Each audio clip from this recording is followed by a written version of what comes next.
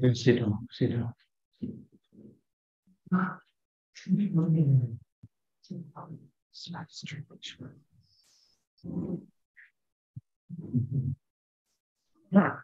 Yes, sit down, sit down.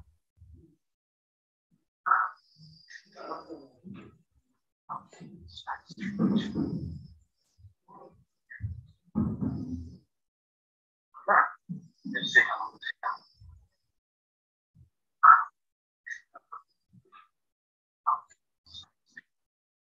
So let us read the text.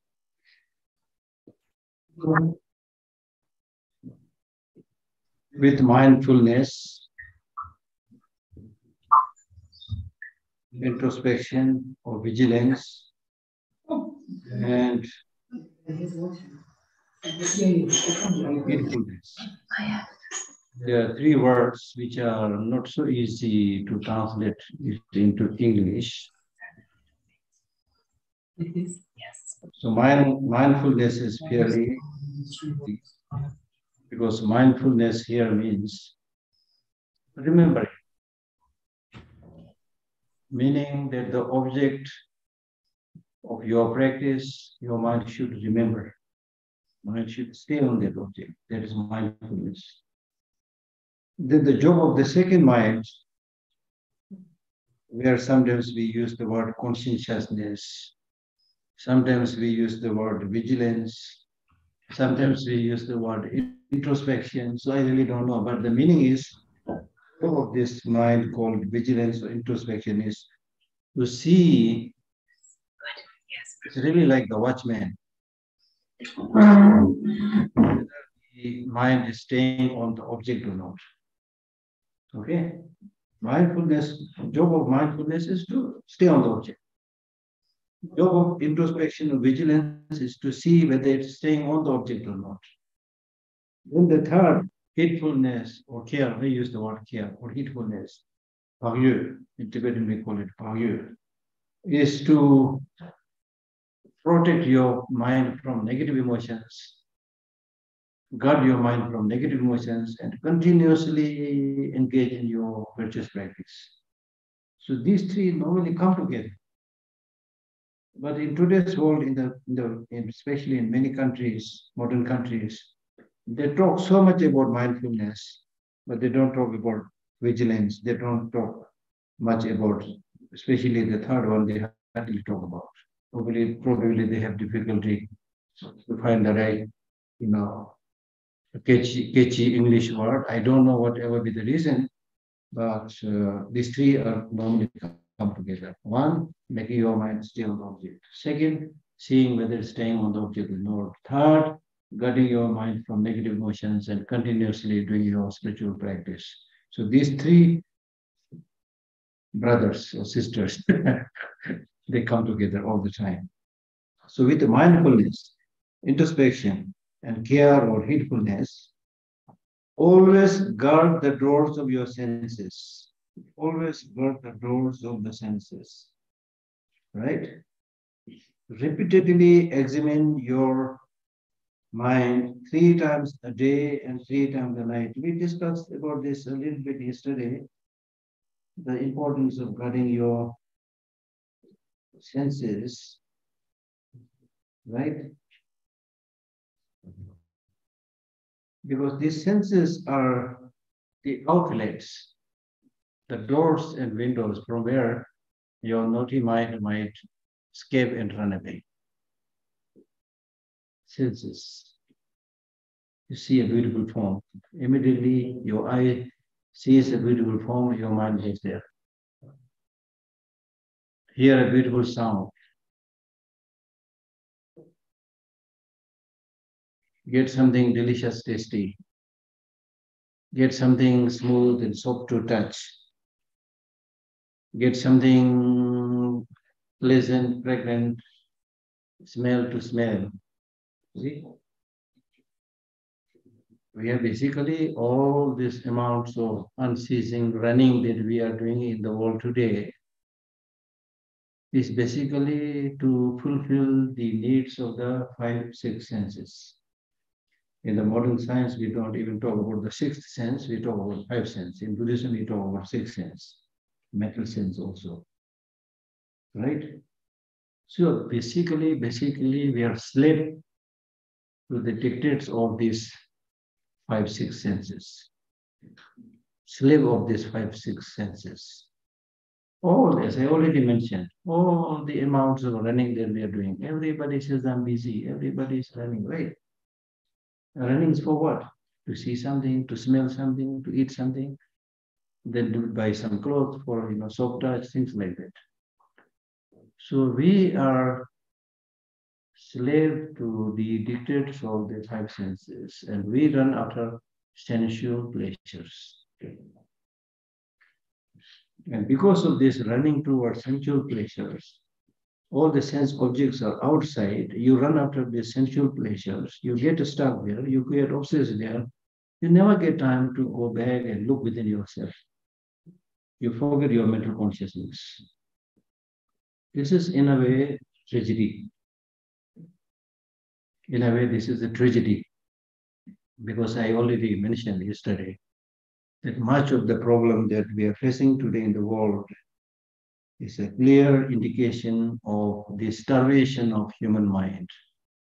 Starvation of human mind, because we are giving nothing to the human mind, or hardly anything. When I say nothing, maybe a little bit extreme, but we are not giving much to our mental consciousness. Why?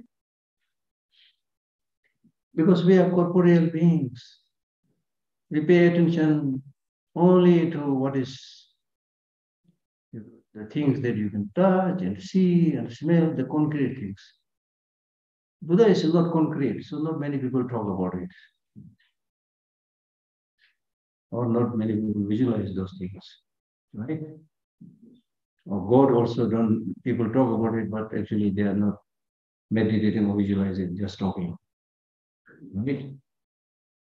Right? So in their day-to-day life, they run after sensual pleasures. I'm not saying you can't have any of these sensual pleasures, but what I'm saying, or what hopefully Buddhism is saying, is we all agreed right on the first day that we all want a long-lasting happiness, right? You remember? First day means just yesterday.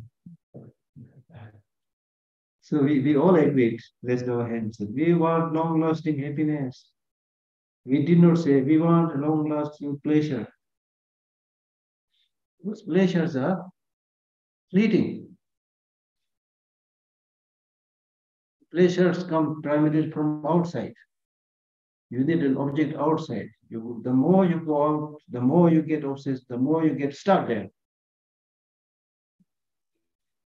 So if you want a long-lasting happiness, you need to come within. It goes inside. Here also, the depth goes inside. Everything goes inside, rooted in the mind or the brain.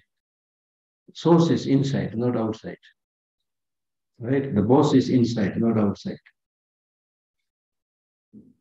And then also all the so-called negative emotions arise because of running out of sensual pleasures.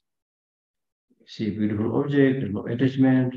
You see an ugly object, you develop hatred, anger, disliking, things like that. Right? So therefore, we must restrain our senses. One of the primary or prayer condition for successful meditation is restraining the senses. If you want to achieve success in meditation, you need to restrain your senses. And that is the reason people go into isolated places, into the caves to do their meditation. So there is, less distraction, restraining the senses. And also, if you experiment the amount of pleasure or happiness that we get by engaging into the sensual objects and the amount of peace that we get by going within and doing a meditation or prayer, you see the two, compare the two, the happiness, the calmness that you get by going within is much more deeper, long-lasting than the pleasures you get from outside. When you seek pleasures from outside, as I said, you need to do the running. You have to go out. Did I tell you the story of this hawk and the dog? Did I tell you that story? No. Let me tell you this story. Once a dog was caught by a hawk. Okay, dog is, I think, small bird. Caught by a hawk, and the hawk was flying with the dog with the paws. Then, while in the sky, the dog said, "The only reason you managed to catch me is because I made a mistake." The hawk said, "What mistake did you make?" He said, "The only mistake that I made was I ventured outside my domain." If you venture outside your domain, you will get into trouble. That's what I did. If I had not ventured outside my domain and had remained in my domain, in my own area, you can never catch me. And I said, "What are you talking? You little dog. You know, what are you saying? Okay, I'll release you. Go into your domain, then I'll see." So he released the dog. As soon as it released, he just received it under a big mound of earth. The hawk could not catch. This is the story. So the meaning of the story is we get all these problems, we go outside the domain of the mind, the actual domain, where our kingdom lies, where the source of peace and happiness lies. We venture out from there into unfamiliar territories of sensual objects. Now when I talk about sensual objects, you can see the extent of this territory created by science, technology, and so forth. It's just endless place to entertain, to get distracted. So many things. You can easily be carried away by all these superficial, glamorous gadgets or environments and things like that. Right? You lose your senses when you see these attractive, beautiful things. So you go outside you're going outside your domain. Then you get problem. Temporarily, you get problem of shortage of money. How in the world can you buy everything that is produced in the market? Can you buy everything that is produced in the market? Is there a need to buy everything that is there in the market? No, there's no need. No, but you are tempted. And then this is the reason you have to run. This is the reason you have to walk like a donkey. Because of your greed. If you have less greed, you need little money to look after yourself, food, clothing, place to sleep. That's it.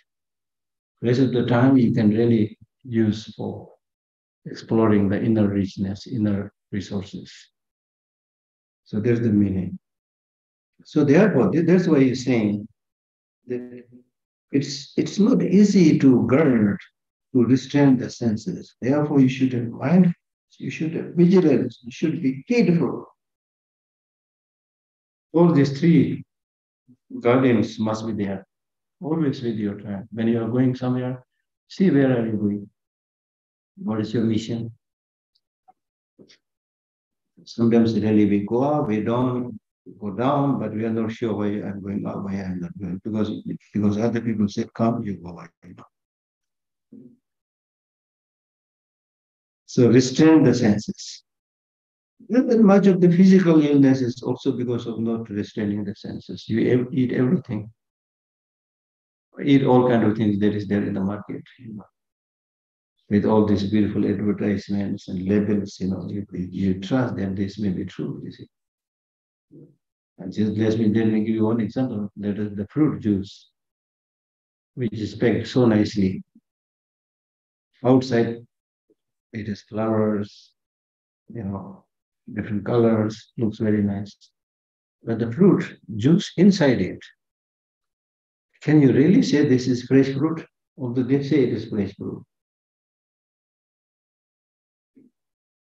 Can you say it is fresh? Right from the time when it was baked in the factory, then into the big malls, then into other places, small shops, I don't know how many days, all of this. But it will not smell, for sure. They are flavor, because they put chemicals and things like that. So what I'm saying is, we are easily deceived, easily cheated by the look, by the appearance. Appearances are deceptive. Appearances are not the reality. Appearances are deceptive. There is a gap between appearance and reality. Reality is something else, appearance is something. But we have this tendency to run after appearances. Oh, this girl looks beautiful, marry her. This man looks handsome, tall, marry him. Right? Is that right or wrong? Totally right, huh? So I'm not saying, I'm not cynical. I'm not saying don't enjoy anything. I'm not even hinting become a monk. They become a monk, not much difference if you don't practice. It's only you shape clothes, change clothes. That's all. I'm not hinting anything like that. But what I'm saying is that there is a big gap between appearance and reality. And we run after appearances. Appearances are deceptive. We marry after appearance. Then after a short while, we discover the reality. Then divorce. This is a constant phenomenon that we see all, right?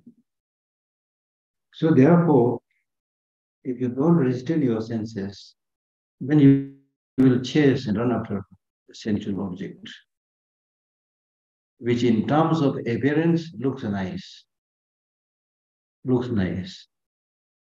but there is not much substance.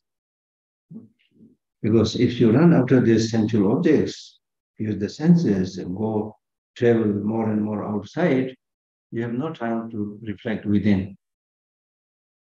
You have no time to take care of the real boss, which is the mind, which is the consciousness, the mind of consciousness.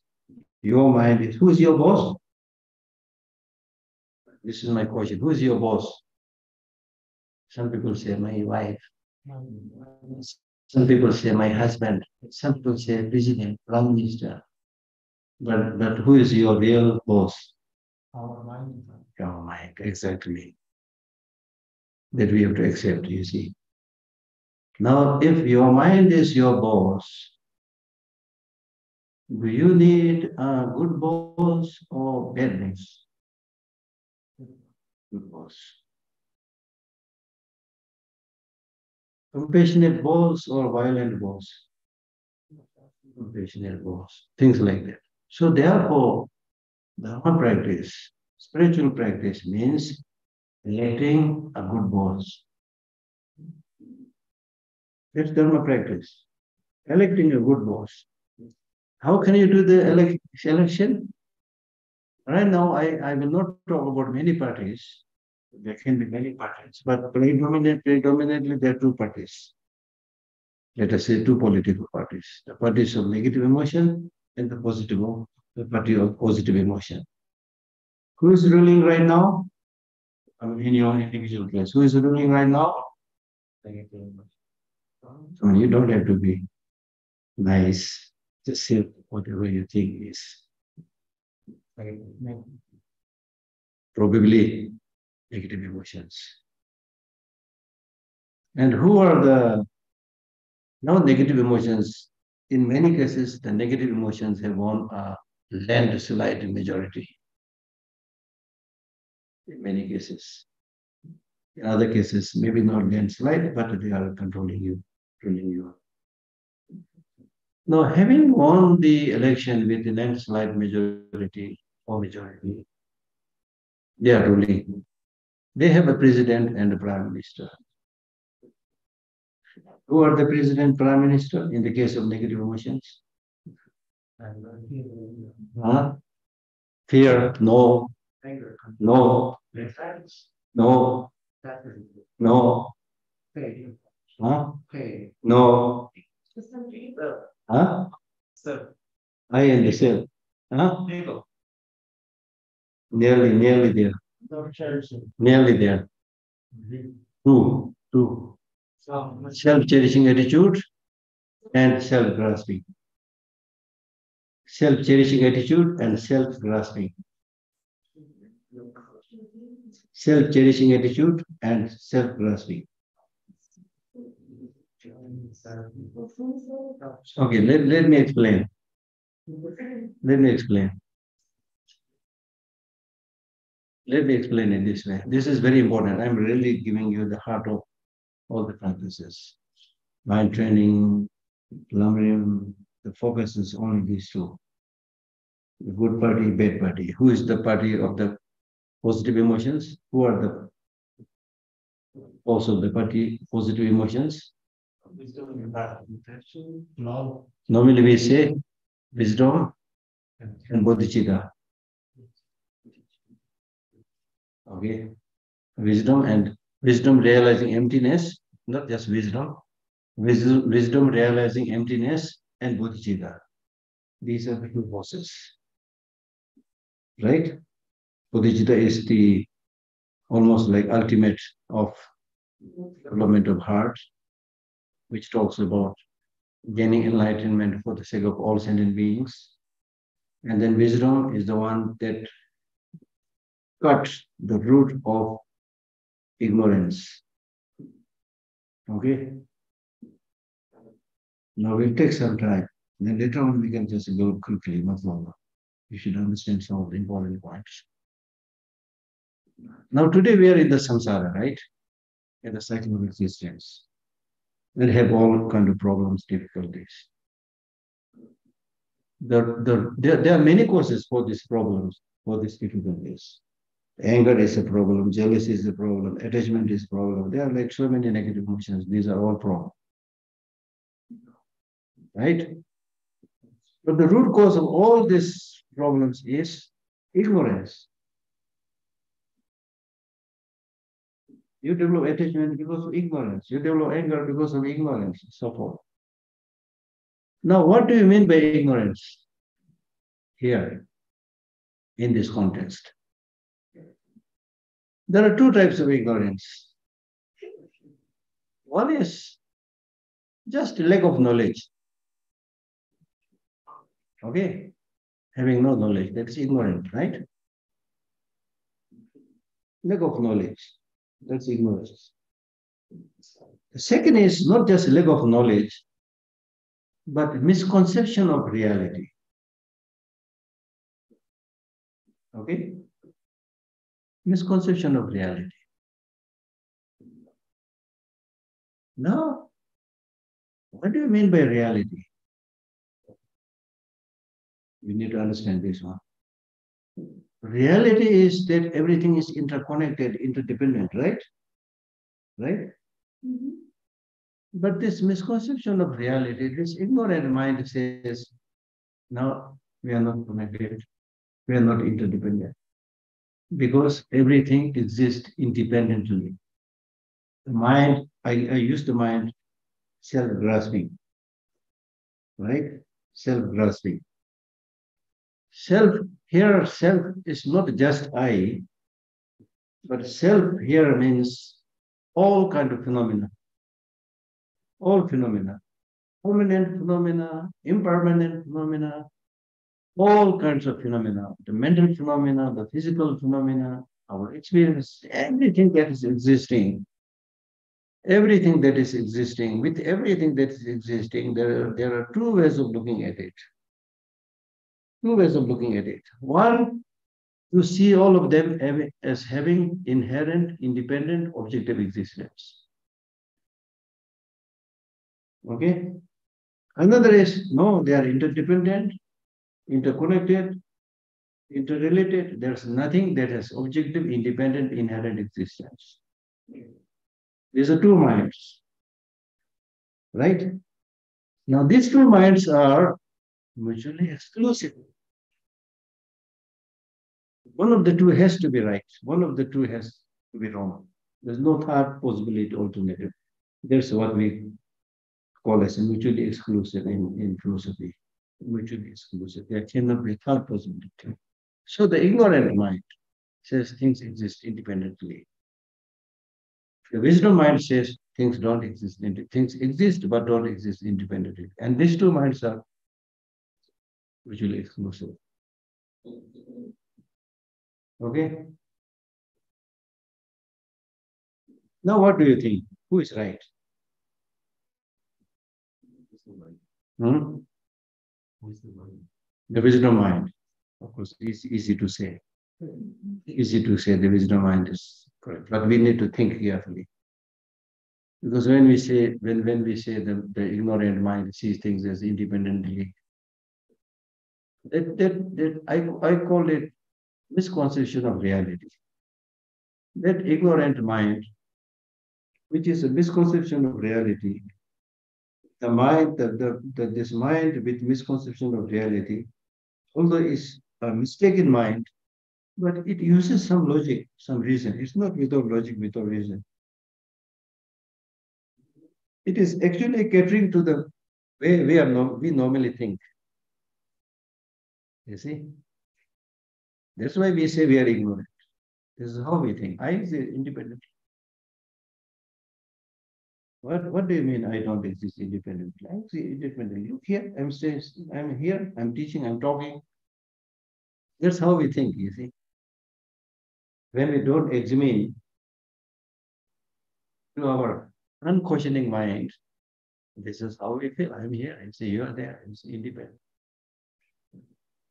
Okay. But if you a little bit calm down and investigate and ask questions, when you say I'm here, for the Geshe Lhakdor is here. Who is Geshe Lhakdor? Are you seeing Geshe Lhakdor? Are you seeing Geshe Lhakdor? I will say no. What you are seeing is Geshe Lhakdor's body, not Geshe Lhakdor. You can't see Geshe Lhakdor with your eye. When you see Geshe Lhakdor's mind, you can't see. So Geshe Lhakdor's mind and Geshe Lhakdor's body, similarly with your mind, your body, you are not your mind, you are not your body. That's why we say, today my mind is not clear. Today my body is not very bad. That's what we say. Meaning, we make a distinction, my body and me, my mind and me. So the I is separate from the mind and the body. So where is this I? Where is this I? It is simply designated. It is simply designated with the help of this body and mind. Designated. Don't be surprised when I say designated. Everything is designated. I'm just giving, because this topic of I is crucial and very important. That's why I'm giving you this example. But otherwise, everything is just designated. Yeah. Designated means we have just given a name. We're just given a name. For example, this is microphone. This is microphone, right? This is not elephant. If I now say, okay, are you ready? I'm going to speak through the elephant. Then you will think, oh, Geshe is now crazy. Now you think like this, because somebody give this in their microphone, whatever be the reason.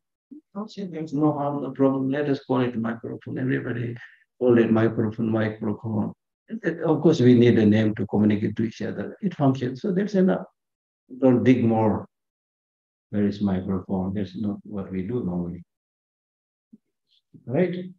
But right in the beginning, if somebody has given the first name elephant, today if I say I will speak through the elephant, you will not be shocked. You will not be surprised. Now you are shocked because there is another thing called elephant. Right? So it's amazing. Through giving names, through coming many parts come together, we give a designation. Then it functions like that. Apart from that, there's nothing. Contrary to what we normally think there has to be I. from here, especially when you get angry. You really develop very strong conception of self. How dare you say this to me? You know, well, there's nothing me, it's your body or something, nothing. But you feel like that. You're mentally creating something, right? If you search, analyze, there's nothing whatsoever that has objective, independent existence.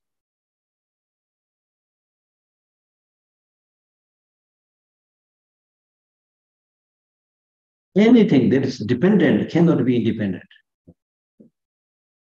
So anything, any phenomena, either they are dependent on their part or they are dependent on the name and the terms and the designation that is being given to it. But from there, there's nothing. Now, why we need to know this one? This is so now look at this. We talk about emptiness, right? Emptiness is a big thing in Buddhism. We talk about it, and people also say, "Oh, it's difficult to understand emptiness." The teachers will say, hey, "It's not easy, you know." We make a big issue out of it, but it's not so difficult. To have some conceptual understanding, it's not so difficult, but to really realize it, experience is difficult, yes. For conceptual understanding, it's not difficult, so I'm going to explain it. I mentioned yesterday briefly that it's like zero. Zero. If I say I have zero money, you have no money. So normally zero means nothing. But in mathematics, zero is really the foundation for all calculations. So therefore, you should also become a zero. As a practitioner, you should become zero. You want to become zero in practice? The only thing you need to do, you become a zero, but don't stand behind, stay in front. Then you can help everybody.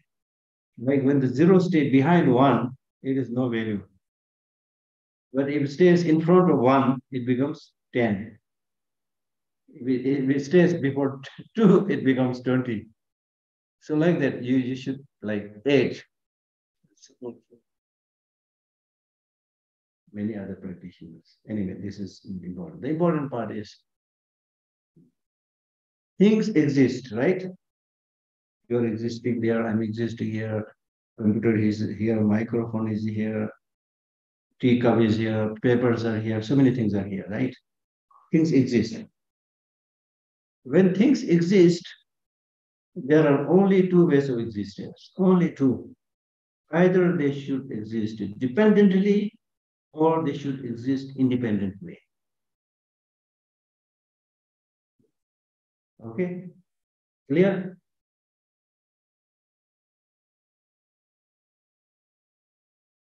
There is nothing, and then as already mentioned, dependent existence, in the independent existence, they are mutually exclusive. Now, as we understand, things exist dependently, right? Anything, you bring any example.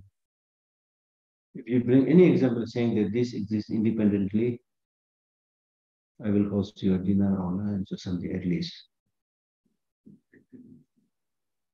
So anything that is existing exists dependently. Because things exist dependently, there is no independent existence. Clear? Clear. Make this very clear. You will have very good understanding of actually emptiness. Yeah. I don't really get it because, like, if there is no I, so who's the use? There is I. I didn't say there's no I. There is no I as we think. There is I. So that's why I'm saying everything exists. Everything exists means they are there. I exist. I is also there. But the problem is when we say I is there or anything is there, we tend to think they exist independently.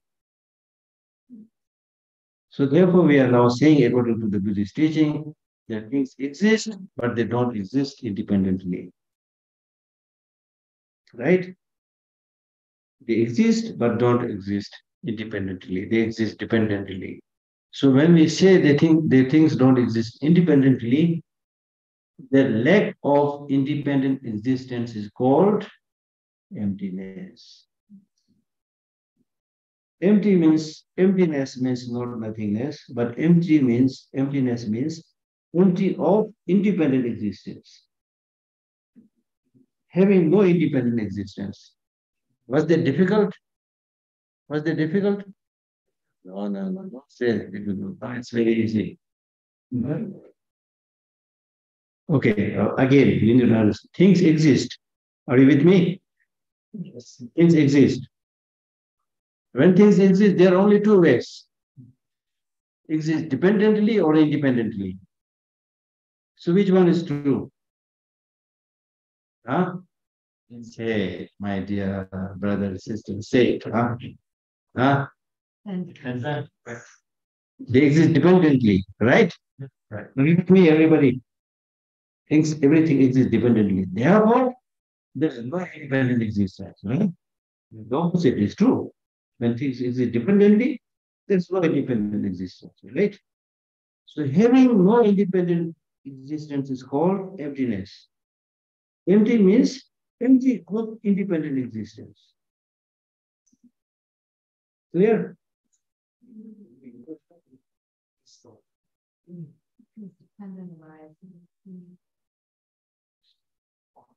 Empty means nothing. When I say my cup is empty, there's nothing inside.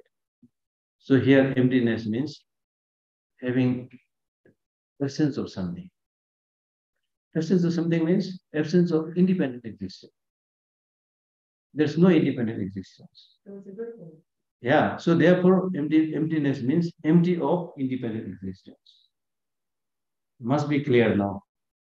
It's still clear, no? Yes. Yeah. Can you please give a little more examples of things that we think are independently insane, but like why? Okay, yeah, sure. For example, this microphone. Your ordinary mind, this is microphone. You don't question. It's functioning. You don't question, don't ask question. Whether the microphone is the top or the bottom or the switch or the stand or the wire. We don't have such question. It's a microphone. Okay? But if you really want to pinpoint where is the microphone, then you are compelled to split the parts and see which is the microphone.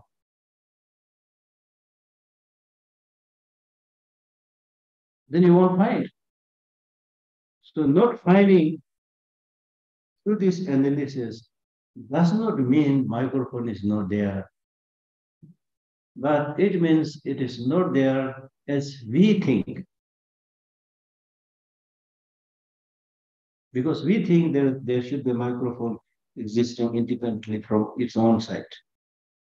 If there's a microphone existing from its own side, then we analyze and say you should be able to find it out.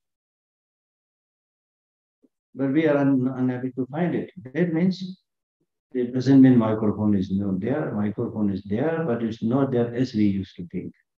So just, it doesn't have to have objective existence. It has a relative existence. And to the combination of many things, we give a designation, microphone. It functions. There's a no. You're Raju, I'm Shine, whatever. You don't just explore where is Raju in the head of the food, where is it? We don't explore. So conventionally it works. Right? Conventionally it works. But if you search the ultimate reality, then you won't find anything. Does it make sense? If it doesn't make sense, I'll give you an example. In other words, what we are seeing, what we are experiencing is a kind of illusion, kind of dream. I did not say illusion, I said kind of illusion, because I don't want to describe it. Kind of illusion, kind of dream. How can these things function if it is a kind of dream, kind of illusion? In illusion, things function. In dream, things function. I told you yesterday, in dream, you can have nightmares. You can have sufferings, you can have problems. You can go to a picnic, you can go back to America and do shopping while you're sleeping here in Bangalore. This is the amazing thing. That when you look at phenomena, one of the easiest examples is a rainbow. The beautiful rainbow. At a distance, it looks amazing, all these 5, 6 different colors, right? But the closer you go to catch the rainbow, the more closer you go, the more it will vanish into thin air. Have you heard about anybody who had caught rainbow? Caught the beautiful rainbow and brought it home? In Tibetan, there is a kind of semi-joke. They say you can catch rainbow. You should ride on a white goat, bakri, and put shit in your mouth. Then you can go and catch the rainbow. This is probably a rubbish. But there are people say things like that. So anyway, what I'm saying is, so first you understand this. When you live with meaning of emptiness. Emptiness means, say it. Emptiness means empty of. There you go. Emptiness means empty of independent existence. But that does not mean things don't exist. Because when you say emptiness means empty of independent existence, things don't have independent existence, therefore things don't exist, then what happens? Then you fall into nihilism. Now, because things exist, therefore, if you say things exist independently, then you fall into extreme of permanence. There are two extremes. You have to avoid the two extremes, enter the middle way. Extreme of permanence and extreme of nihilism. There are stories of people who say, yes, things don't exist independently and things don't exist at all. So then they discuss. It's very difficult to, oppose their viewpoint. Then they say, okay, wait.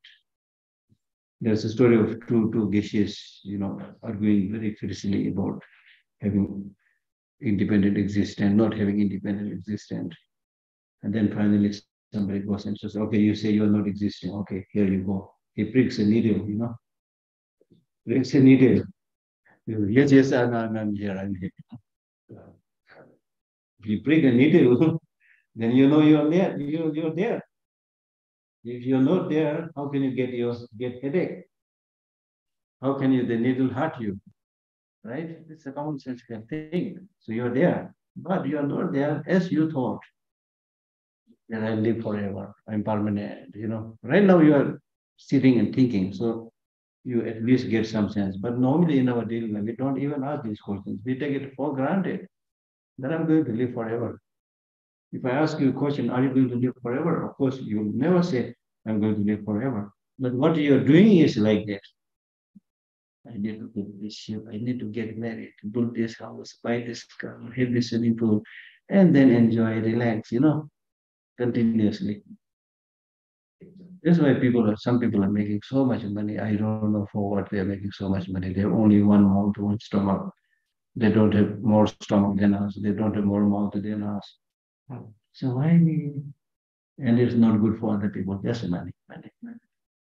This is because there's so much grasping misconception of reality. Right? So you got some idea? Meaning of emptiness. Empty of independent existence. Why do we need to bother our dear head? Why do we need to bother our dear head with such problematic, difficult questions? yes, it is worth bothering your dear head because you really want to get out of samsara. You really want to get the root of samsara, which is ignorance. Ignorance now means seeing things as having independent existence. That's ignorance, which is a misconception of reality. That is the source of all the problem.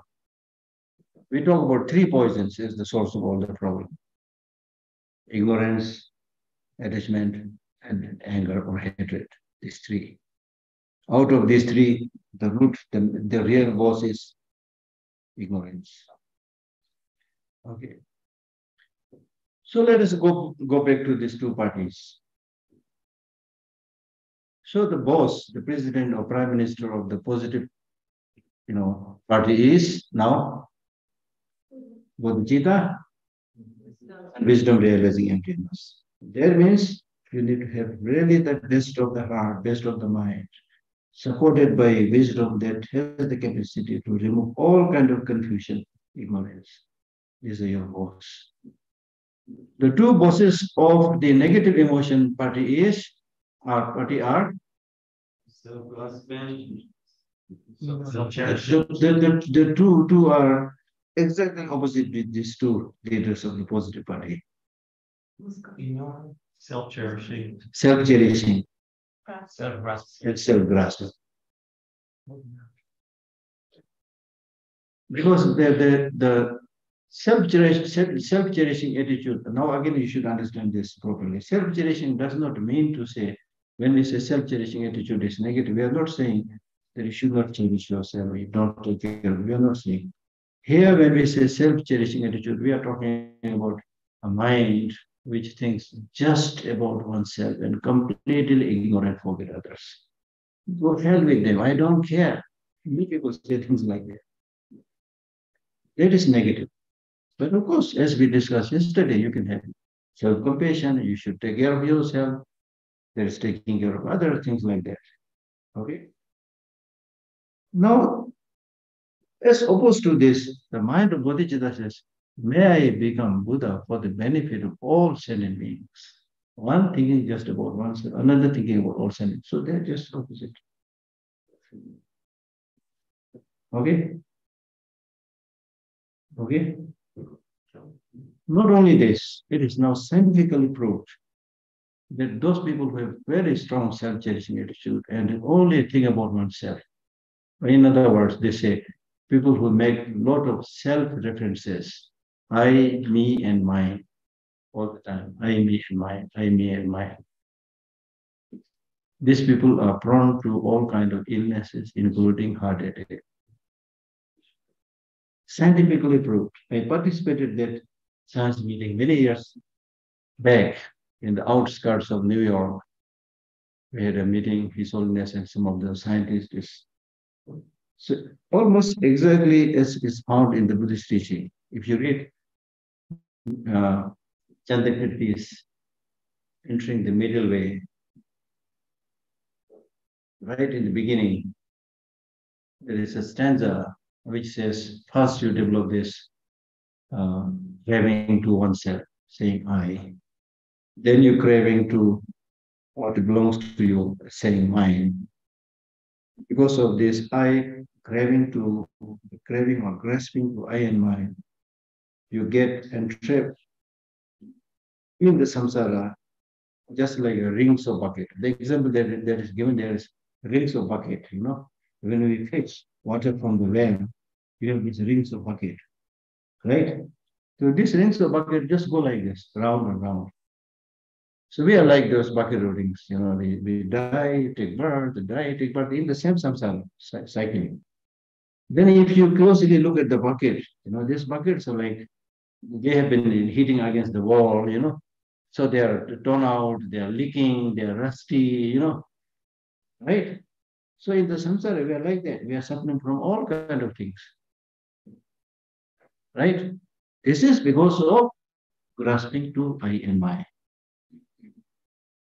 Because of grasping of I and mine. So scientifically, they say those people who make a lot of self-references, I, me, and mine, they are prone to more kind of illness and sickness, including heart attack. Why?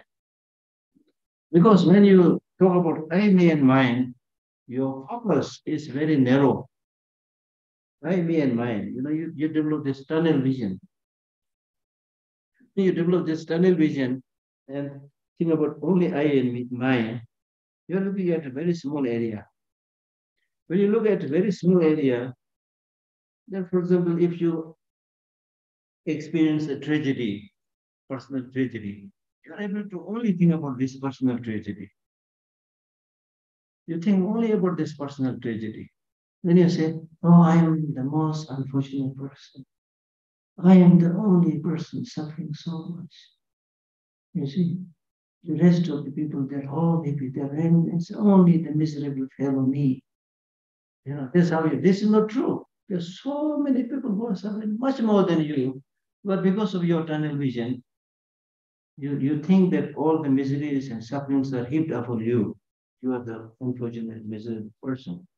And because of this narrow-minded way of thinking, you suffer more. You become lonely, you see. But contrary to that, you may have some personal problem, difficulties, which we all get.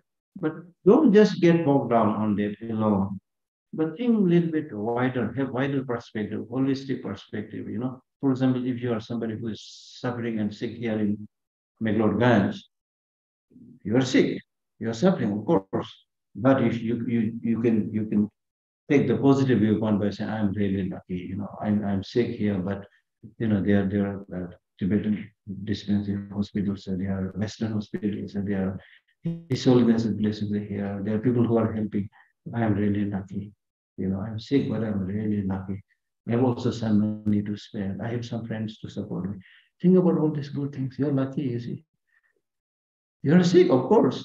But then as opposed to your sickness, take the example of those people who are sick and caught between cross-hiring.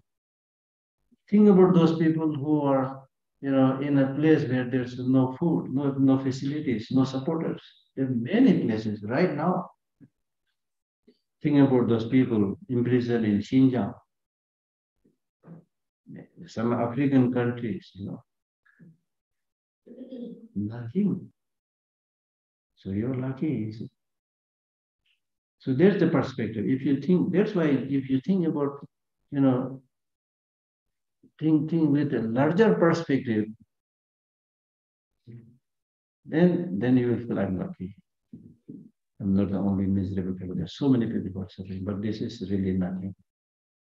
I give you yesterday the example of the man with the shoes and without the shoes,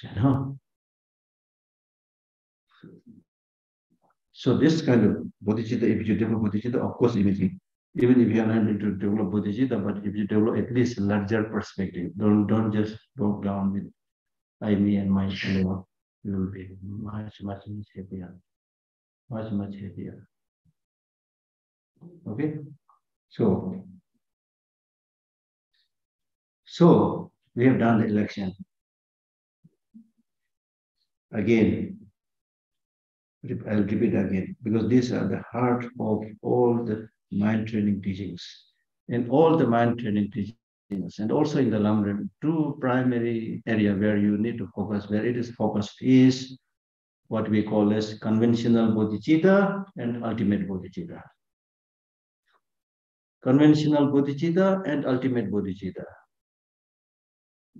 There's the main subject of all the mind training texts and also the Lamrim texts. Conventional bodhicitta and ultimate bodhicitta. Conventional bodhicitta means bodhicitta, as we already discussed, which is a mind wishing to become Buddha for the benefit of all sentient beings. Okay, conventional bodhicitta. Ultimate bodhicitta is actually not bodhicitta. Ultimate bodhicitta means wisdom realizing emptiness. Of course, that wisdom realizing emptiness also leads to achievement of enlightenment. Therefore, it is called ultimate bodhicitta, but it's not bodhicitta. So basically, what we are saying, next time when you read any mind training text, they will talk about these two, conventional bodhicitta and ultimate bodhicitta. So basically, bodhicitta and wisdom, understanding emptiness. This is the main focus. And these two understanding are really like the two wings of the bird that will help you soar into the state of enlightenment. All other practices are other preliminary or supporting practices for the development of these two minds. Clear? Is that clear? Yes. Yeah. So, let's say now something is empty, right? And you don't have an independent ignition. So now what with it? Like, how the fact that something is empty from existence, from independent existence, like how does it affect, like, why does it make it? Because it is existing. It is empty of independent existence. As I said, it is empty of independent existence. But empty of independent existence does not mean it does not exist. It exists, therefore it can affect others. Like dream, I said. As opposed to your experience when you're, awake. Dream things in the dream are almost equal to non-existent. But when you get the dream, you're heavily jolted, you're heavily affected. Okay, yeah. Just to clarify what I'm hearing, do you mean a phenomenon that we call as emergence, which means that everything is made of parts? Yeah. And this whole has a property which is not the parts. Exactly. That's one thing. But then on top of that, we give the designation. That's how things function. Not easy to grasp because we're so used to it, perceiving concrete things and then saying this is it, Not easy, but gradually you will realize it. Why do we focus on emptiness as the lack of independent existence instead of focusing on that everything exists dependently? Because I spoke about these two things, conventional truth and ultimate truth. Conventional truth is the world we are living. Conventional truth, in the world of conventional truth, things are colorful. You are there wearing this nice, shawl or whatever. I'm here wearing this nice thing. Men, women, all these beautiful paintings, and then in the sky, the different shapes of cloud. Then green grasses, snow mountains. In the world of conventional truth, things are really beautiful. Enjoyed it, of course. But because of this beauty, if you get attracted and obsessed with it and thinking that this is the ultimate truth, you will get stuck in the samsara. So therefore, these seemingly attractive things, if you look at the actual nature of these seemingly attractive things, none of this, as I already mentioned, none of these have independent existence. They are fleeting. They are temporary. Right? So in order to get yourself freed from that, you need to understand the ultimate truth. Okay? All right? So let us proceed anyway further. Yeah. Also, nature or our unconscious is also not independent. Nothing whatsoever. Anything that is conceivable, existing, has independent existence because we have to give a label. We have to give a name. When you give a name, then the object is dependent on the name, on the label. Okay. Yeah. Can you please repeat the meaning of the ultimate bodhicitta? Ultimate bodhicitta means wisdom, understanding, emptiness. Okay. Okay. So just a different name. Yeah. If we can conventionally understand emptiness, intellectually understand it after listening to it else, but it's the actual experience of it is very difficult to achieve. Yes. Feel like, look like, or Yes. You use a very nice word. You said very difficult. You did not say impossible. Yes, difficult, but difficult doesn't mean you can't do it. But what is it like? Now, for example, I don't know. I can't claim that I realize emptiness. I'm also reading books and I'm explaining the thing that is based on my understanding. But one very good explanation that I got from the sutra by the Buddha himself, and then later on by some other writings, writings of, I think, Western philosopher or something like that, which together give me a very, I hope I got good explanation. The good explanation is somebody asked the Buddha, can you give me an example of emptiness? Then Buddha said, the best example of, I have enough. The Buddha answered by saying the best example of emptiness is, it's like space. It's like space. And what do you mean by space? How will you define space? Space means mere absence of obstruction. There is space. Mere absence of obstruction. There is space. Right? There is space. The similarity between the emptiness and the space is, if you move into the space, I mean, not necessarily high, but anywhere into the space, your movement will not be restricted. You can build a house. If there is a space, you can build a house. So many things you can do, right? But you can never catch hold of the space, right? The very good example that I got by reading other texts is, that gentleman says, look at the birds.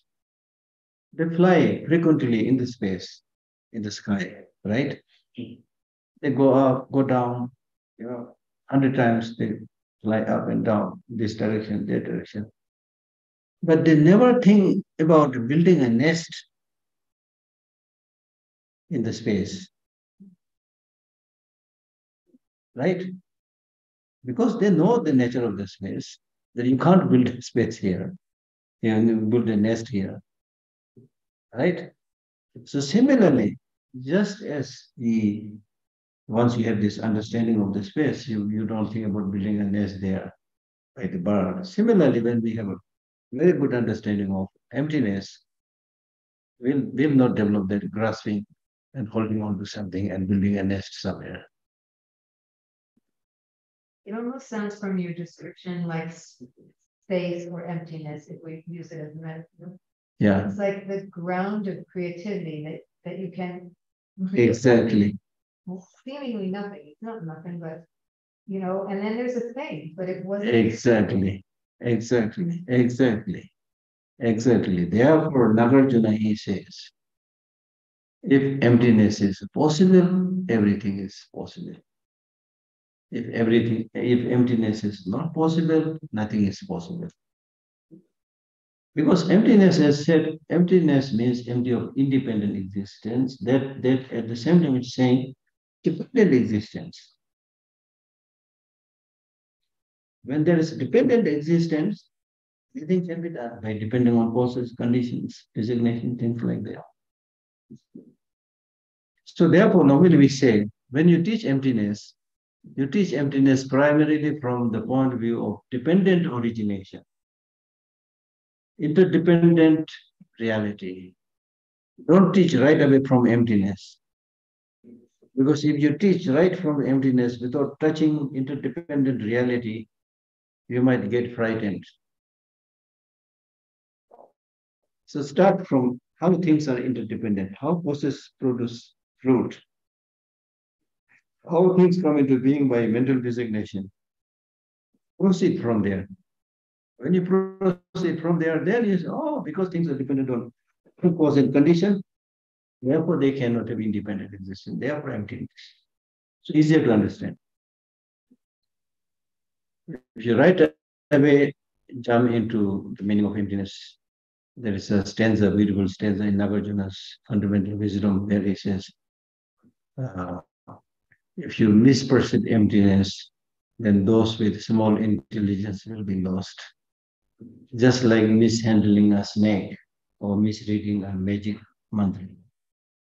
If you mishandle snake, it will turn back and bite you, right? So you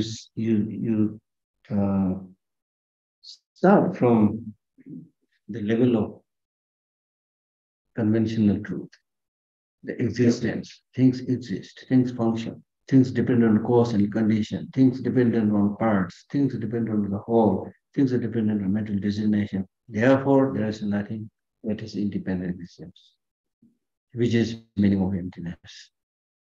Then it's easier to understand.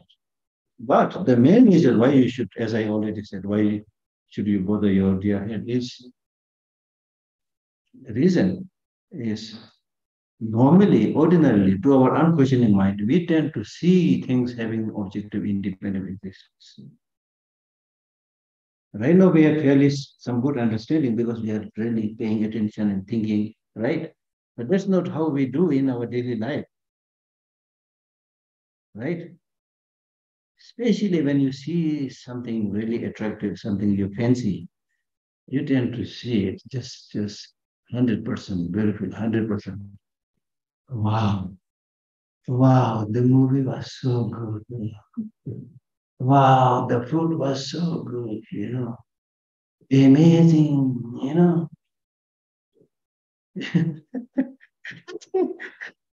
You think it is existing for, and you get hallucinated. Don't get surprised. Your brain can be hallucinated very easily.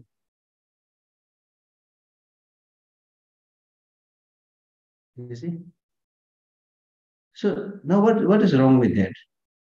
The problem with that is when you develop that kind of strong attachment, seeing things as having independent existence, it's so beautiful, so handsome. You see that beauty and handsomeness as having, existence from its own side, then you develop attachment.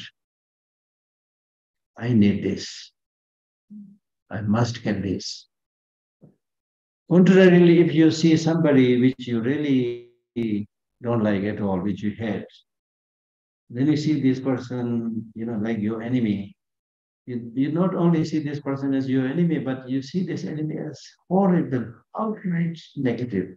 There's no room for dialogue, no room for negotiation. He just should be eliminated, killed. That's the only solution. That's how we think. That's how we think. But with the calm mental attitude, if you think that person so-called outright negative, he has also his admirers, friends, relatives. He definitely has some good qualities also. He's not just embodiment of all the negative things. Right? So in this way, you are able to see the reality. And then that will help you refrain from developing all these negative emotions. And I mentioned on 15th when I was giving a talk here, I don't know if some of you were here or not, I was giving a talk primarily to the Vietnamese group. I was explaining that. See, I mentioned yesterday, I don't think I mentioned it here. So what we are discussing when we talk about real emptiness, what we are saying is, see the truth, reality as it is. See the law of nature as it is. And when you see the truth and law of nature as it is, it's so interesting that the last time when I was giving the talk, I said, I will share this secret to you. The secret is, it looks like this is a important secret, which I'm explaining with some examples of my own kind of finding. Is when you see the truth, reality, unbiased truth, reality, it will help you minimize your negative emotions. It will help you strengthen your positive emotions. That is for me really, really very encouraging. Very encouraging.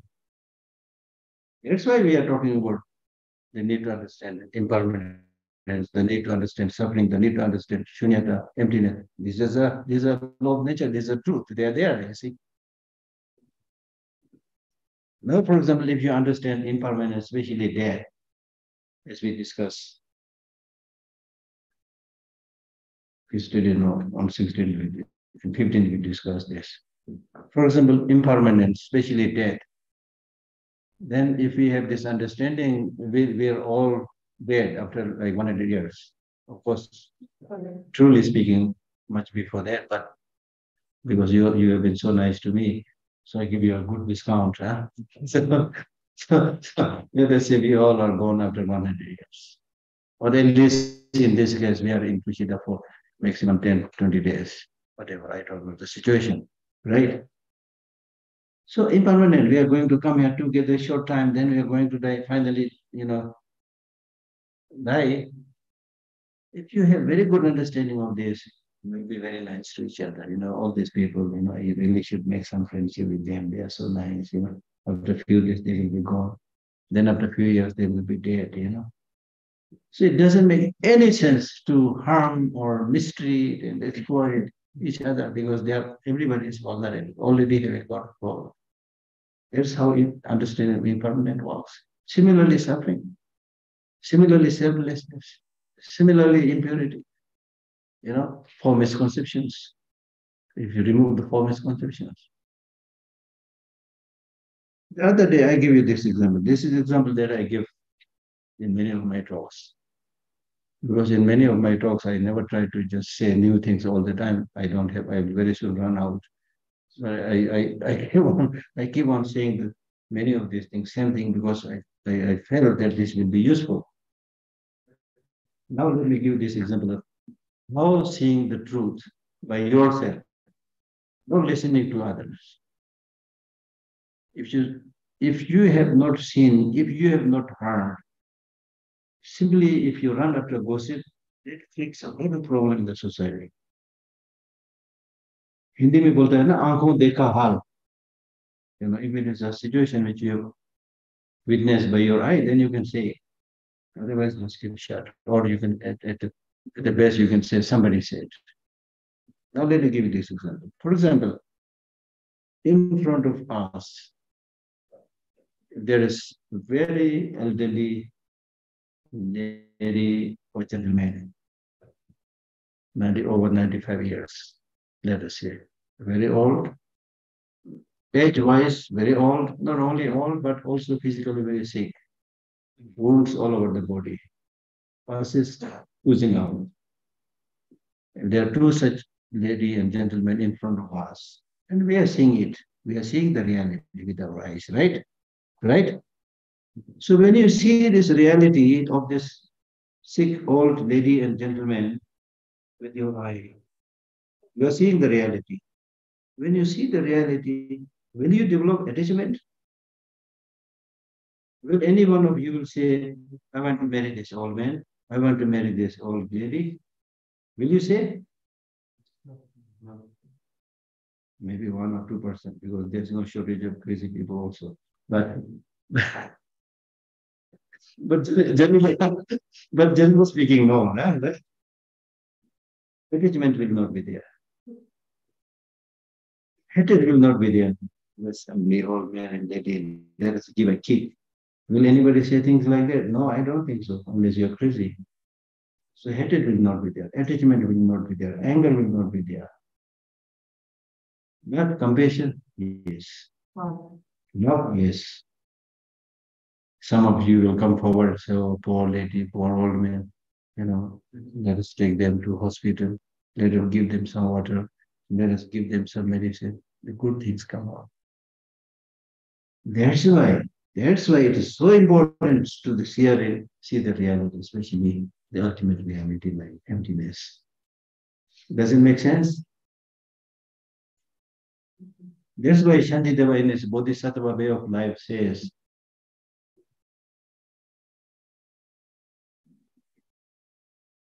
why should one who is impermanent develop attachment to another one who is impermanent? Why should one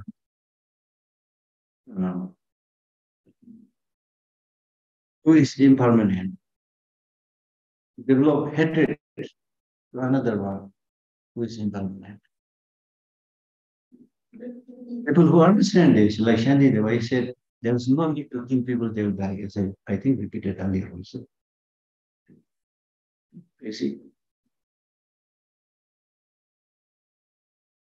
Right? Does it make sense? So, attachment will not be there.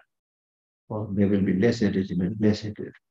But this will be replaced by more unconditional love. So don't think without attachment, I can't love my boyfriend, girlfriend. No. This question was asked to me during one of my public talk in Moscow, when I was speaking something like this, and there was a young man sitting there, he may be having a girlfriend or something. So that jolted him. He said, Geshe, if this is the case, then how can I love my girlfriend, If my girlfriend is impermanent, transient, things like that, how can I love my girlfriend? I said, my dear friend, you can not only love your girlfriend, you will love your girlfriend more than before. I mean, not attachment, love. Because if your girlfriend is permanent, independently, forever, no hurry, you can love anytime. She'll be there forever. Because he or she is impermanent, transient, can be gone anytime. There is the time to take care, to love. So we are talking about minimizing and removing attachment, but maximizing and enriching unconditional love. Okay? Okay. So read a little bit.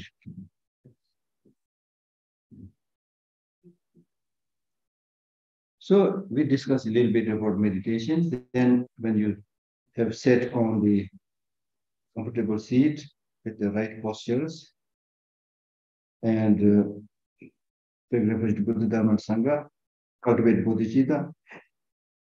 Okay?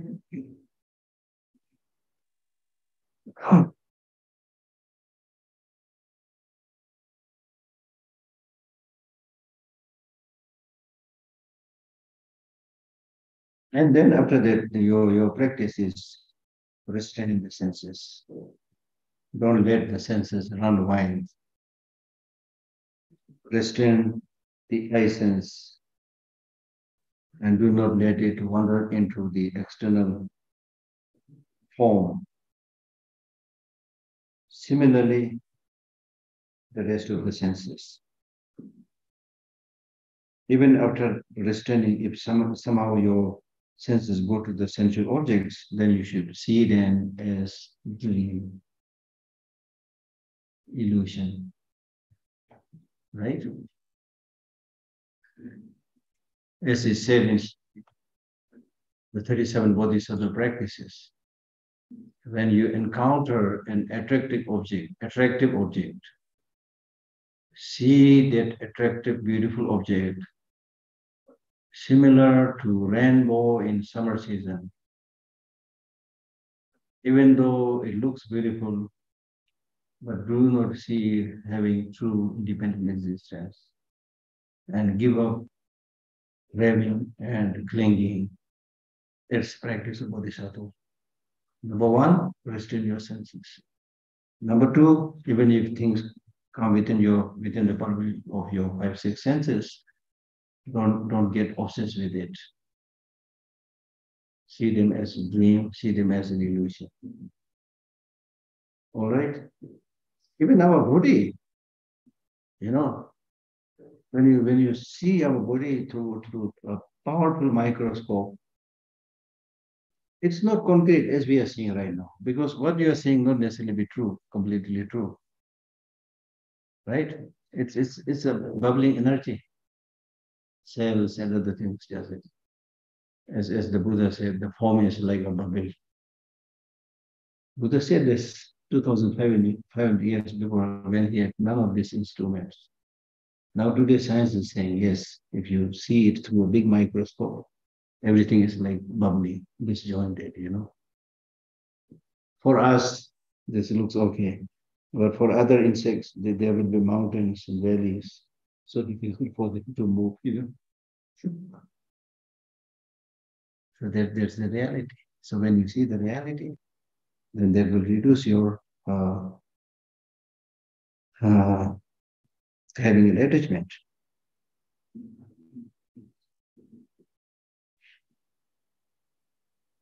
So then, with this understanding, number one, restraining, then seeing everything as illusion, then you should develop this understanding. Although things are like dream, things are illusion, there's really not much worth developing so much, spending so much time, developing so much grasping and craving.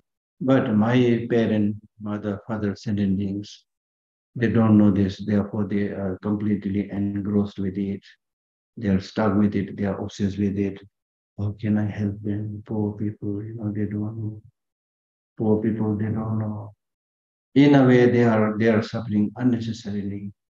He always calls it suffering unnecessarily. Unnecessarily in the sense, if you had developed a little bit of wisdom, understanding, you can extricate yourself from many of these suffering problems. I remember this very well. Once I was sitting with His Holiness Delano with some other person. I was then considered. So His Holiness give this example. There was a table in front of him. He said, your understanding of reality or not understanding of reality makes huge difference. Then he said, for example, on this table, if there is a water here, drop of water here, then there are some ants who are thirsty looking for water, right? But because they have a very limited vision, they are unable to see this drop of water present here. So they will just go and move and come very close and then turn back and go. They are suffering, but still they don't know. But as a human being, we have a larger perspective. We're able to see. Yeah, it's very easy, go there. Water is here. So like that, when you develop this larger perspective, better understanding, you find the solution, easy solution.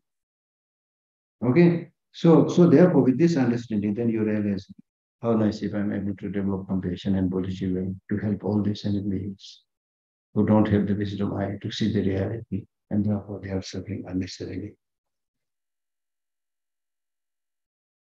It is now my responsibility to help them, to guide them. And therefore, in order to help them, in order to practice compassion, I should myself examine my mental state. Repeatedly examine your mind 3 times a day, 3 times a night. Right? As we said the other day also, when you are among many people, watch your mouth. When you are alone, watch your mind. Always watch your mind. That's the most important thing. What your boss is doing. Is he joining the negative party, or not? Is he doing his work or not? So this completes the 5th chapter, restraining the senses. Then the next line, declare your faults, do not find others' mistakes, conceal your qualities and reveal those of others. Declare your faults. That means if at all you want to talk about faults, then talk about your faults, your mistakes.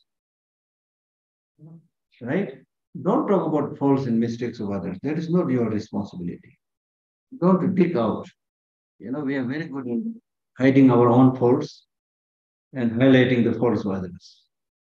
She is the problem. He is the problem. He did this. She did this. We are so good in talking about others, That is what we discuss in the televisions. That is what we discuss among ourselves, We are very, very good in gossiping. As if you are almost completely enlightened and you are there finding the faults of other people. So you should not be like, in Tibetan we say, you should not be like a butter lamp. Butter lamp. If you look at the Tibetan butter lamp, the light emitting from the lamp gives illumination to all the surroundings, right? But underneath, It is dark. You see, at the bottom of that battalion, it's dark because it's placed on the table or something. There is no light. So you should not be like this. You talk about others, but yourself, you conceal all your faults, mistakes, and pretend that you're completely fine, gentleman. Don't do that. Declare your faults. Do not find others' mistakes. Conceal your qualities and reveal those of the others. Conceal your qualities. Don't highlight it. We are very fond of sharing the little bit of knowledge we have. I'm not saying that you should not share your qualities to other people with good motivation, but simply out of arrogance or with a wish to advertise yourself, to show that I'm big. But unfortunately, in today's world, I found this as somebody who has been teaching to many people. In today's world, the more you advertise yourself, the more people say, oh, it's so great, The more you conceal yourself, people will not pay much attention to you. We are living in a very strange world. But don't worry. Don't worry. If you are like a gold, even if it is hidden under the ground, the light will come out. So don't worry about name and fame. If you pay too much attention to name and fame, gradually that itself will become the source for your destruction, for your downfall. That's what he's saying. Declare your faults. Do not find others' mistakes. Conceal your qualities and reveal those of the others. Then, next lines. Give up wealth and respect and forever give up arrogance and fame. Have less desire and be content and repay deeds of others. Meditate on love and compassion and stabilize bodhicitta. So what he's saying basically here is, if you think about how the mind perceives the object, then you will find the cause of us sentient beings being born in this samsara is ignorance. So therefore, here you need to think a little bit about the 12 links of dependent origination, starting from ignorance, then contaminated action, then the contaminated action, leaving imprint on the mind and so forth. So this basically we have discussed. Okay. Where is this self-grasping? What is his place of hiding?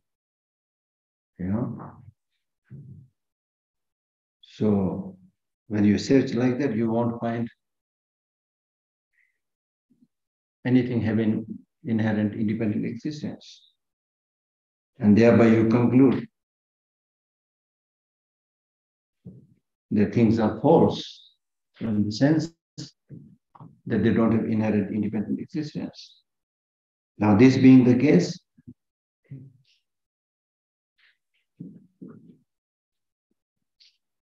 that the mind also falls, this being the case, praise other people more. If just by that, if others are feeling happy, praise them. Say good things about them. Encourage each other. Don't discourage each other. Encourage each other. The problem in the society is we always discourage each other, not encourage each other. Especially good people, the so-called good people, which I believe majority are good people. But good people are good in their own home, not visible. Bad people are visible. They come with guns, explosives. They are visible, you see. They make headlines. Good people are not visible. That's why great people like Martin Luther King, he said, I don't feel sad when bad people do bad things, but I feel sad when good people don't do anything. So which is also true, the good people should join hands and make our presence felt. That in the society, you can't do these things. There should be somebody, And gradually more people, overwhelmingly people, overwhelmingly good number of good population of people who say no, you can't litter our country. Our country is not a dustbin. You can't engage in violence. Our country is a non-violent country. If we are able to adopt that kind of attitude, you can change everything. And ostracize the bad people. Ostracize means highlight their wrongdoings and then come up with ways to help them join the mainstream community.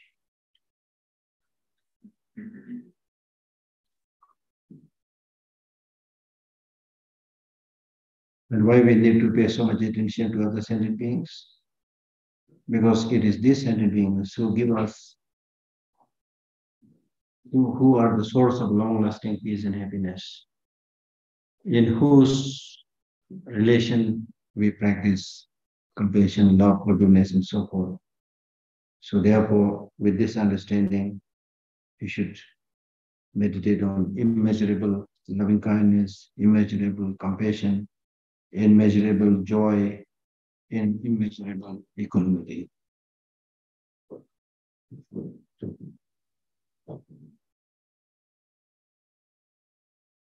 And from this point of view, you are able to find that one should see oneself as the primary source to blame, not others, oneself. Because you are having this problem, that problem, because you have self-cherishing attitude. You have ignorance. Because of this, you are getting all this problem. So there's no point just blaming others. Remember their kindness and highlight one's faults, the faults of having self-cherishing attitude, the faults of self-grasping, things like that. That is the way to completely transform and change yourself. So this completes chapter 6. Okay, some questions now. Yes. Yes. So I was wondering, does emptiness negate the idea of free will in Buddhism? No. As I already said, if emptiness is possible, everything is possible, including free will. Because emptiness means empty of independent existence, which means there is a dependent existence.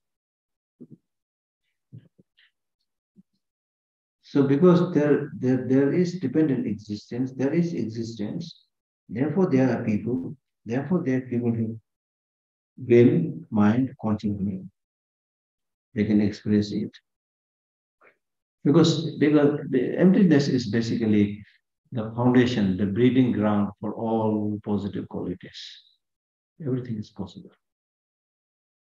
Contrarily, if things exist independently, then it is as it is. You can't talk about free will or anything. There's no room. Okay?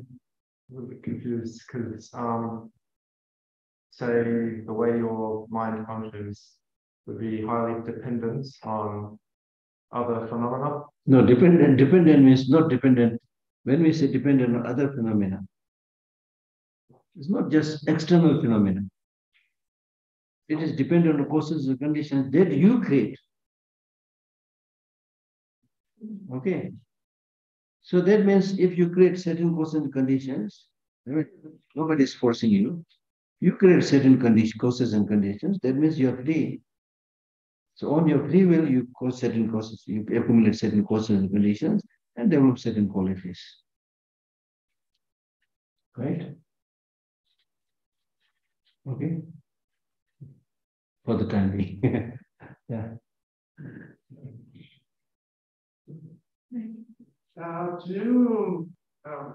What's your advice for practice in a way that we can realize more the emptiness? I mean, the Heart Sutra is a good way to be, or is there a that we can do daily in order to realize emptiness more easily? To realize emptiness, we say you need to accumulate merit, purify obscurations. Just like anything. For example, if you want to plant a medicinal plant, you have to level the ground. You have to remove any obstructive, pieces of glass or stones there. You need to remove all this. Then you need to continuously nurture it by giving water and exposing it to the sunshine. Many things you have to do. So similarly, for realization of emptiness, also, first you need to make your mind pure by observing morality and then confronting the negative emotions. Then at the same time, developing understanding on interdependent origination. So it's not from just one cause, one condition. All right, yeah. If true happiness lies within, Huh? if true happiness lies within, Two? is there a reason to pursue things like love, family, careers? Yeah. Can you say it again? Yeah, if true happiness lies within, True happiness. yeah. Is there a reason to pursue things like love, family, careers? If you're happy, then what do you need? We are looking for love, looking for career because something is missing, Buddha doesn't have to marry. He doesn't have to have a career because he's happy. He's happy, but he's not saying, I'm happy, you go to hell. He's not saying. He's happy, and with this happy mind, he's always there helping everybody. There is no sense of belonging, ownership, but he takes care of everybody. Whereas in our case, we take ownership, this belongs to me. And you get stuck there. You see, this is my life. You get stuck there to some extent. I mean, on a higher level. Yeah. Can you experience happiness from the unconditional love that comes from Absolutely. right? Absolutely. That developing that mind itself is praying. Yeah. We imprison ourselves because of this self-cherishing attitude. I, me, mine. You're imprisoning yourself. As I said, you develop this tunnel vision. When you develop this genuine unconditional love, His Holiness says, you feel as if you are, completely released from some bondage. There's the nature of openness. When your mind is open, unhindered, especially with the love and condition, fear goes away. Sadness goes away. There's a beautiful book written by a great practitioner, Kunalama Rinpoche. The whole book, the title is, I think, The Sky is the Limit, I think. I don't remember exactly. The Sky is the Limit. It is now, the translation is available. So this whole book, he praises bodhicitta. He says, if you want to be happy now, meditate on bodhicitta. If you want to be happy in the future, meditate on bodhicitta. If you are unhappy, meditate on bodhicitta. If you are happy, meditate on bodhicitta. If you are sick, meditate on bodhicitta. If you are well, meditate on bodhicitta. If you want to get friendship, meditate on bodhicitta. It's just like a panacea, which cures all illnesses. You see? When you don't have any of this obsession with anybody, this person only belongs to me, ordinarily we say, I love you so much. You are the only person I love. You make that big statement, but at the same time, you are showing how narrow-minded you are. I love only this person. Why not everybody? You see?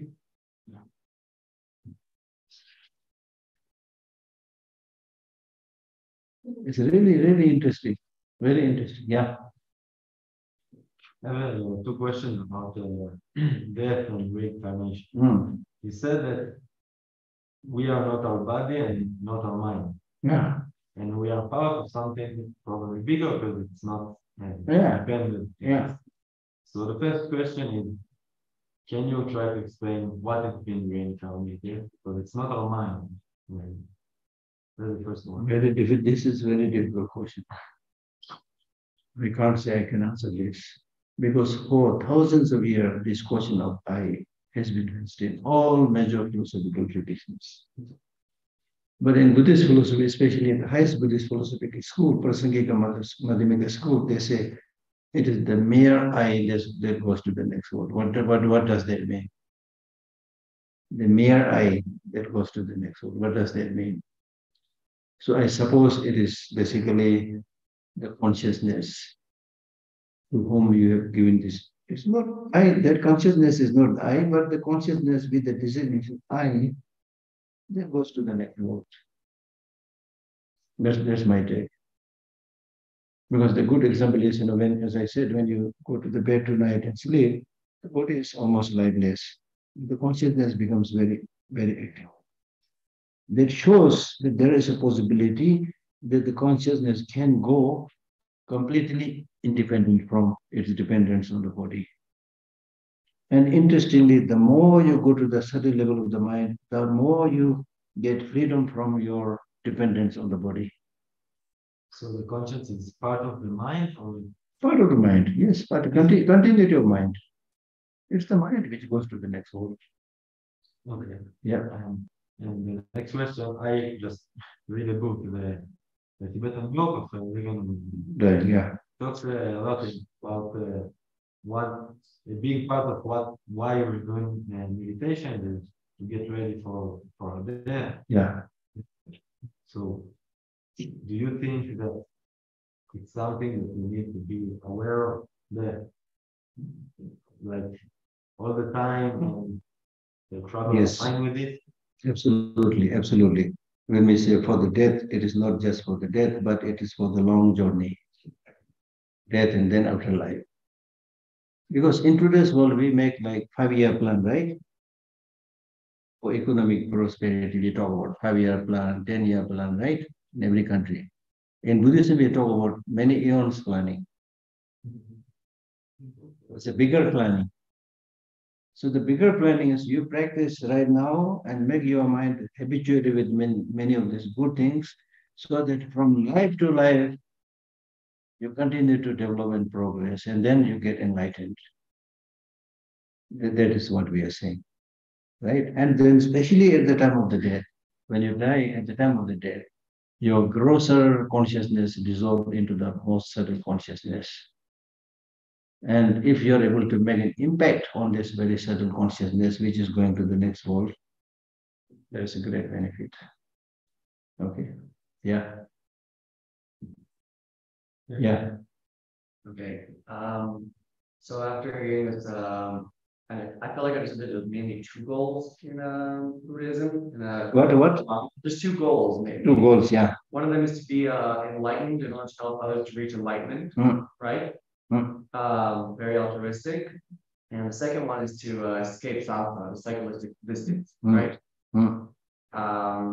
But the way to escape samsara is by being enlightened. Samsara. Samsara, right? Yeah. That's how you escape samsara, by being enlightened, right? Yeah. I feel like there's some kind of a contradiction over there. No.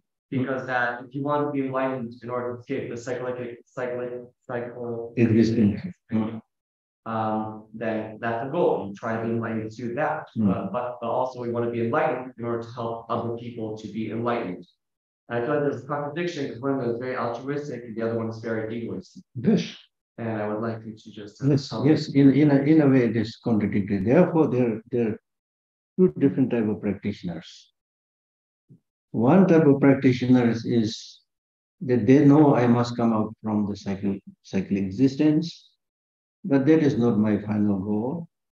I will myself get out of samsara, but that's not my final goal. Even if I get nirvana, liberation from the samsara, I will continue my journey. This is important because it's not only me, others suffering, therefore I must achieve enlightenment. So in this case, there's no contradiction. because he's continuously removing all the negative emotions, then samsara, and then finally achieving enlightenment.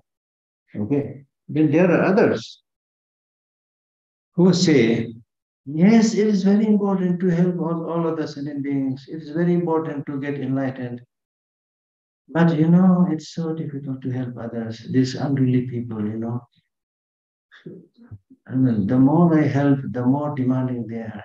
It's so really that, which is true, which is what we see all the time. You see, impossible for me to help. The more good things that you do to them, the more they'll become demanding. Things like that. Impossible. Impossible. And there is a story of even Avalokiteshvara, the deity of compassion. There is a story of he's also almost giving up Bodhicitta. The story says, you have seen, and maybe here I don't know, 100 head and 1,000 arms, Avalokiteshvara, somewhere there, yeah, I can't see. Anyway, somewhere there. I don't want to twist my neck. So you have this 1,000 armed, 1,000, eyed, 11 head Avalokiteshvara. The story is like this. He developed Bodhicitta and made this commitment that I will help all sentient beings get out of samsara. And it is said that he goes and delivers big number of people from the problem.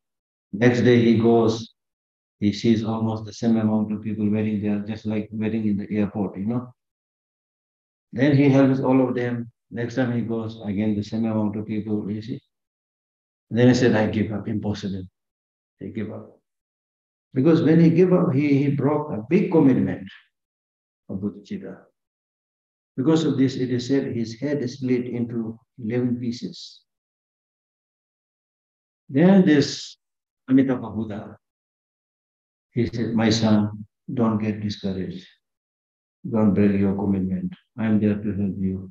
So he put these broken pieces together, which become 11 heads. And then 100 arms and things, 100 eyes, basically for, helping other sentient beings. So, honestly speaking, it's not easy. Easier said than done, much easier said than done. But, so for these people, they say, yes, to become Buddha is really wonderful, but impossible for me. So I'm just achieving liberation just for myself. You are liberated from samsara. You have achieved nirvana. You are liberated. Okay. And it doesn't mean you can't help others. You help a little bit, but you'll say, no, Bodhicitta, impossible. So they start there, you see.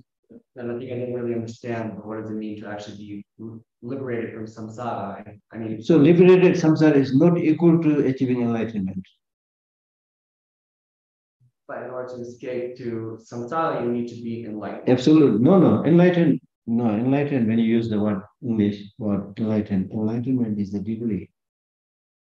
For Buddhahood, we say complete enlightenment.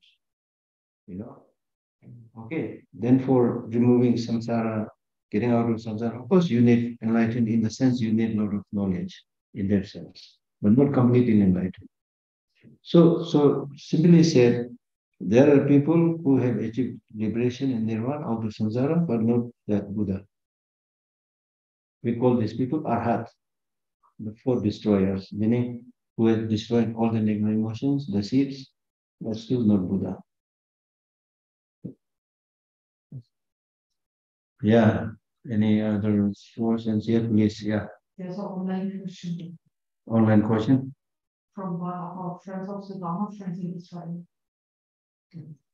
I can't see. I can't hear. Hello. Hello. Yeah. Thank you very much for your teachings. Can you hear me, please? Yes, I can hear you. Yes. So I want to ask, when we are born, we are just a moment, because my question was really there, and then I listened to you. But we observe the reality first we observe with the senses, and then we investigate, and when we investigate, we can understand this emptiness of independent existence. Yeah. Yes.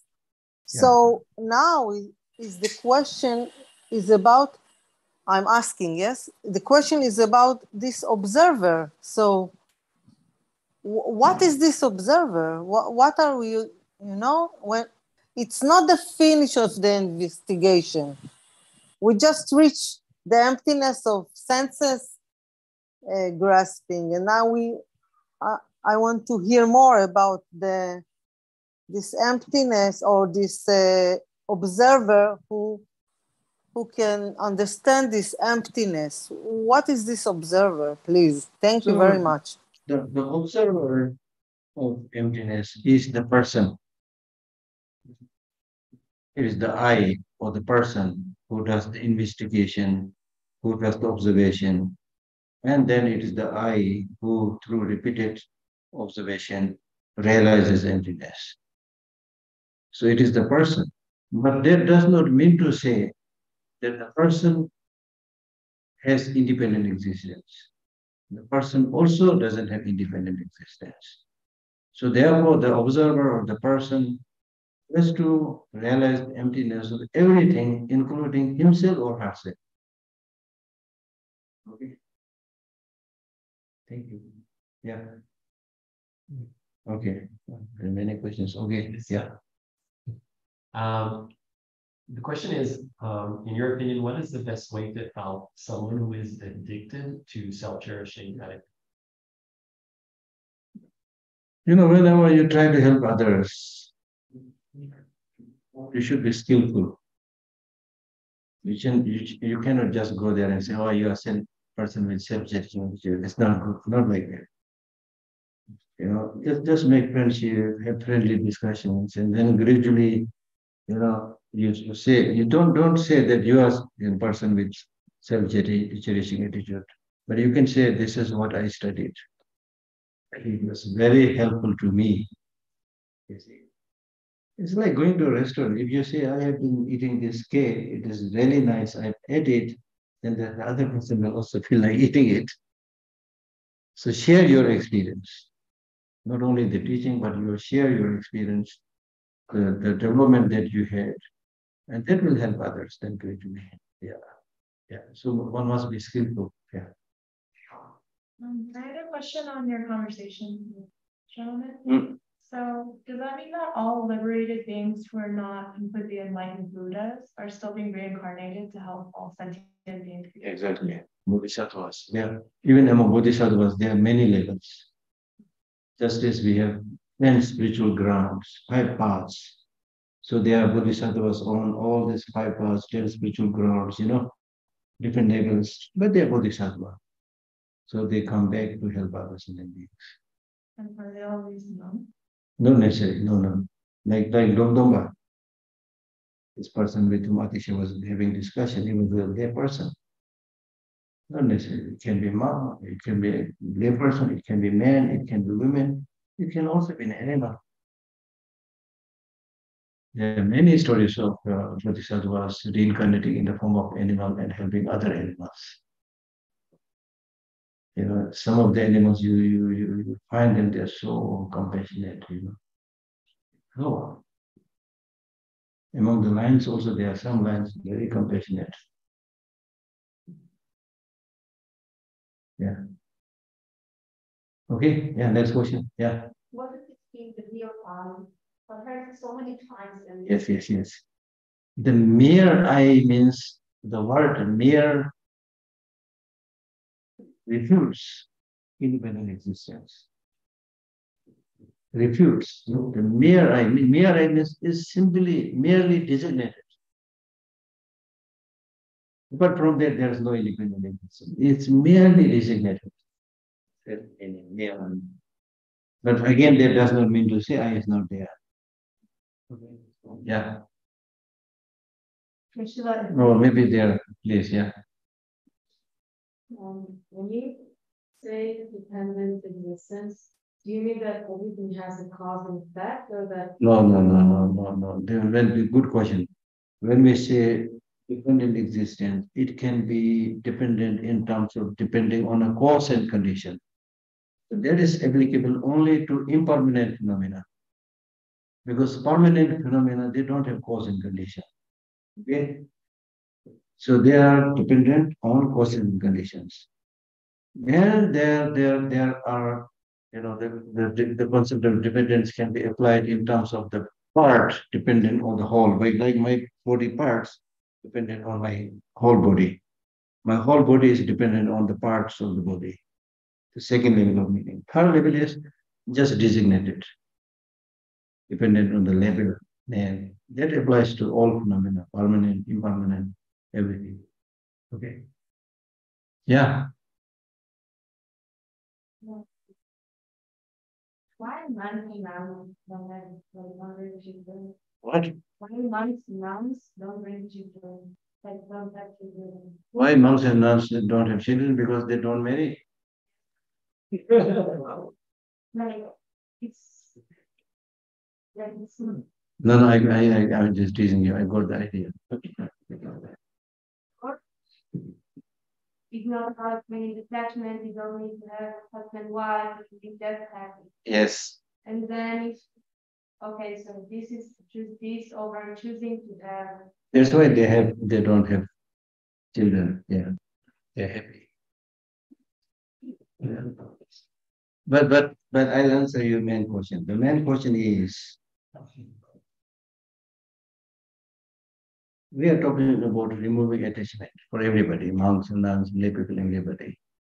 How bad attachment is so called. Attachment to television, attachment to car, attachment to so many things. Out of all these varieties of attachment of a man to women and women to men is the strongest attachment. Because just now we finished restraining the five senses, right?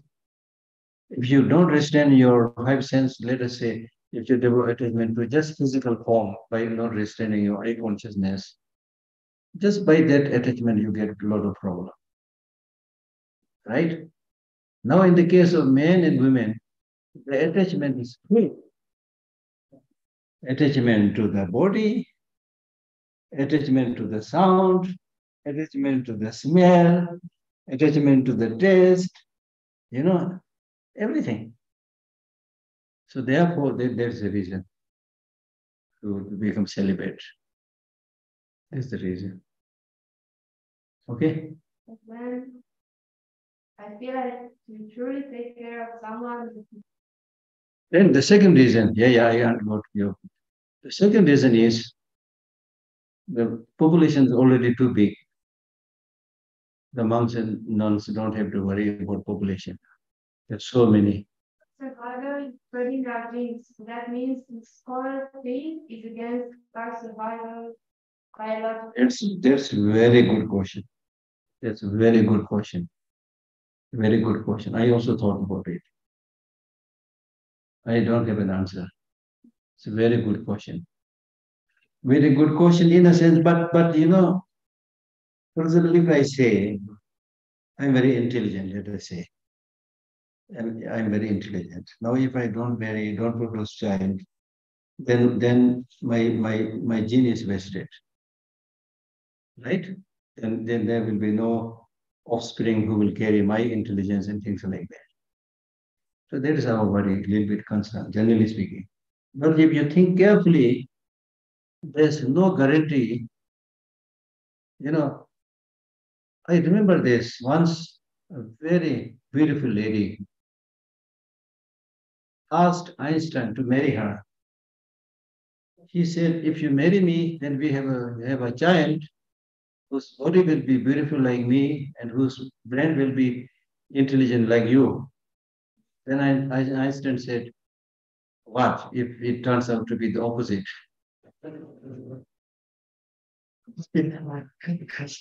So there's no guarantee. Your question is really perfect. I also thought like that, but I don't know exactly. Yeah. Not only about spreading the genes, I think it's taking the continent, taking care. You know, if you take care, Yeah. take care. Okay. Yes. Now with that question, for taking care of others, it doesn't have to be your children. You're supposed to take care of everybody, just like His Holiness is taking care of everybody. Taking care of somebody doesn't mean that you have to hug and put it with you all the time. No, there are so many ways of taking care of other people. So that, of course, is the ultimate purpose of the bodhisattvas or monks and nuns, to take care of others. That of course, we should be there. That is again good question, because sometimes, I mean, yeah, I can see the goodness of your question, because sometimes when it is not your child, even your monks and nuns may be not so forthcoming like your own child. I understand this, but yeah, we need to really be forthcoming and helping others as much as possible. Yeah. So I'm not sure how much my English will allow me to say it properly, but try. I have a question about the happiness issue. So we talked about that every, like, I don't know, friends or like wait, did someone help me?